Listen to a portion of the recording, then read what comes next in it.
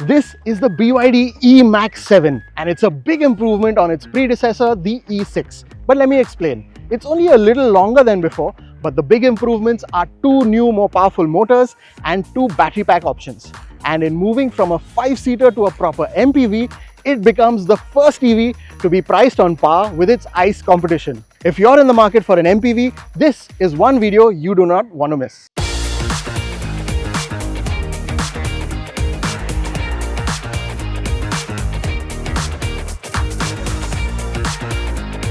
eMAX 7 is not too much of a departure from the E6 in that it's just a facelift. But what is new are these crystal diamond floating headlamps which have 5 light elements in them, look really nice in the night, and that's replicated on the rear as well, which we'll look at later.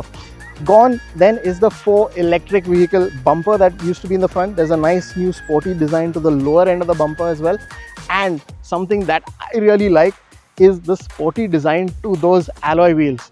Not having that aero effect, just a nice, well, multi-spoke design.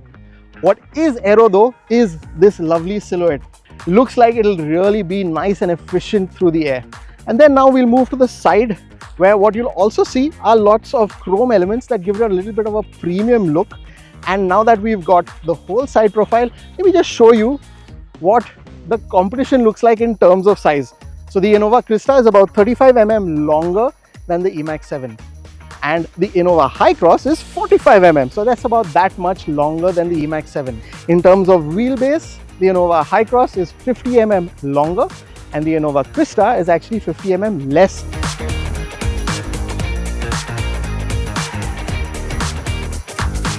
The eMAX 7 has great road presence on its own.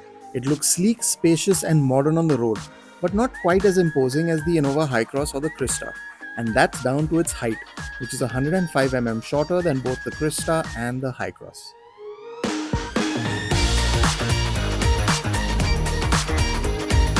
Now we'll go and check out the rear. Again, nice simple lines on the rear of the eMAX 7. You'll see those 5 elements in the taillights, and these are connected taillights as well. Also, nice touches of chrome at the bottom and in the top bumper wheel. Next thing we can check out is the boot space. With all 3 rows in use, you do get enough space for a few backpacks, but these third row seats fold completely flat and you get 580 liters of boot space. The loading lip is almost completely flat, so getting luggage up into the eMAX 7 is easy. These straps to fold the seats away also neatly magnetically attach to their slots. A neat touch. Let's move to the interiors now.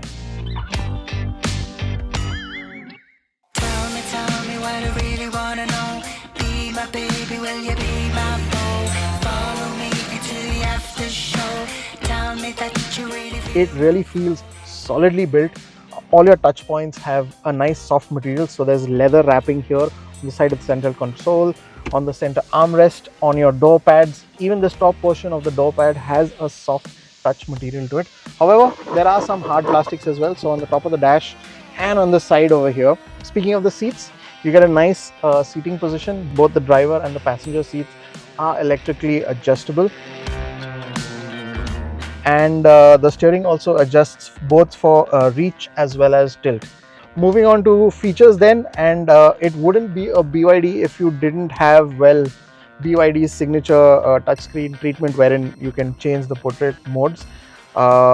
In terms of the screen quality, it's a 12.8-inch touchscreen. Really nice and snappy to use. As you can see, it's pretty fast, and it also has a really nice clear 360-degree camera to it as well. The features list is long enough, with other highlights like panoramic glass roof, leatherette seats, 6-speaker surround sound system, wireless Android Auto and Apple CarPlay. However, the manually dimming rear view mirror feels a little out of place.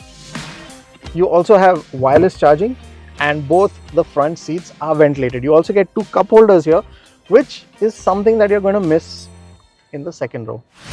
So in the second row, firstly for reference, I'm 5'10". This is how much of knee room I have. The seats do slide forward and back. This is completely in its rearward position. The front seat is also set to my driving position. I also have recline, so I can recline this and make it a little more comfortable. I also have an armrest which is adjustable.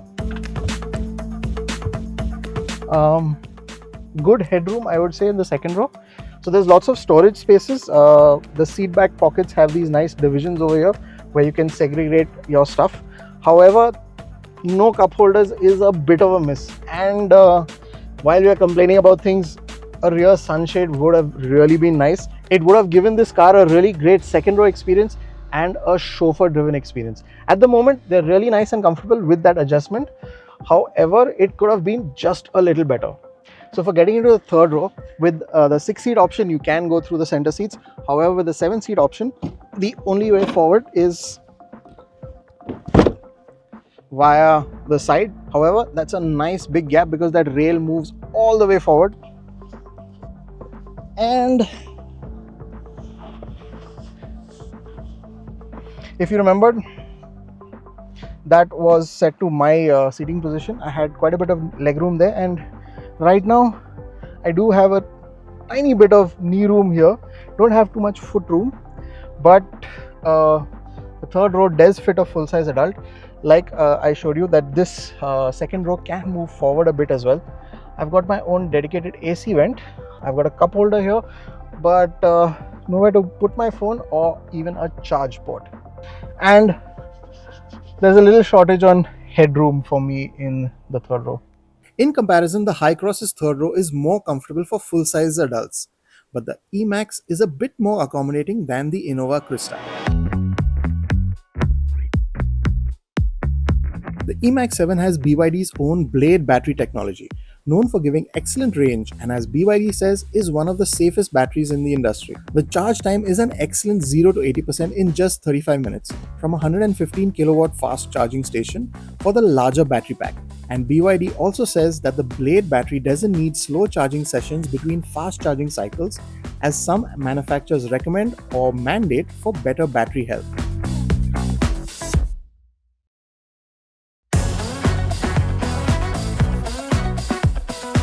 The safety suite is impressive, with 6 airbags as standard, 4 disc brakes with auto disc wiping, TPMS, hill hold, vehicle dynamic control, roll movement intervention, and a very clear 360-degree camera.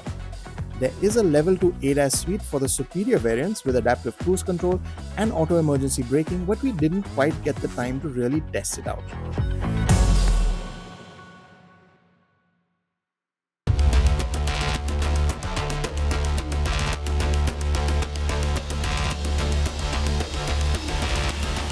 So the BYD eMAX 7's drive experience is quite sophisticated.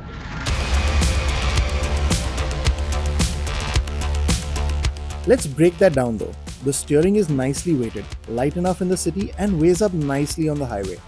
Another thing that's well calibrated is the throttle. It's smooth and progressive, and this is true for all the drive modes, even in sport mode, which is something we found a little jerky in other electric cars. Yes, when you put your foot down, it goes, but you never feel intimidated, and this is true of all the drive modes.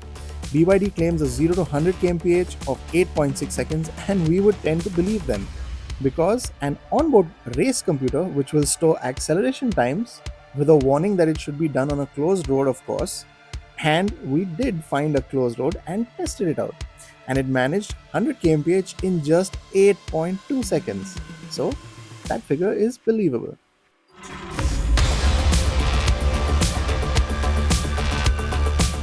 Another notable point is that the BYD is pretty accurate with its range, both in terms of the predicted range as well as the claimed range and the way in which it drops down.